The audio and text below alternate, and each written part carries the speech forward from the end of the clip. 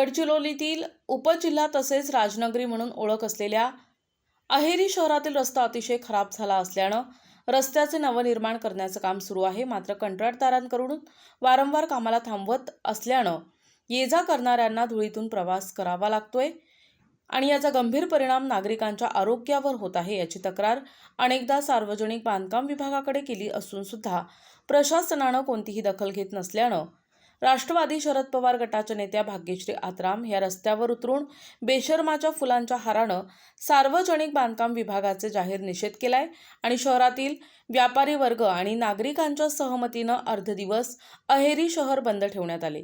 अधिकाऱ्यांनी याची दखल न घेतल्यास अजून तीव्र आंदोलन करू असा इशारा शरद पवार गटाच्या नेत्या भाग्यश्री आत्राम यांनी दिलाय.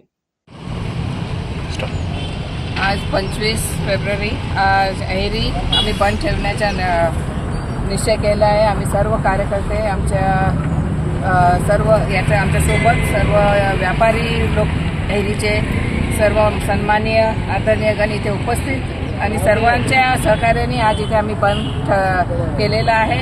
हे फक्त पूर्ण बंद झालेलं नाही आहे, कारण आता उद्या महाशिवरात्री पण आहे, ते आम्ही लक्षात ठेवून आम्ही बंद ठेवलं नाही आहे. आणि समजा समोर आमचे जे निषेधचं जे आम्ही उचललेलं आहे, हे आमचं मेन मुद्दा अहेरी रस्त्याचा. आणि हे समजा समोर अधिकारी वर्ग दुर्लक्षित करतील तर आम्ही 27 तारखेपासून एकदम कडक बंद पण आम्ही ठेवू शकतो.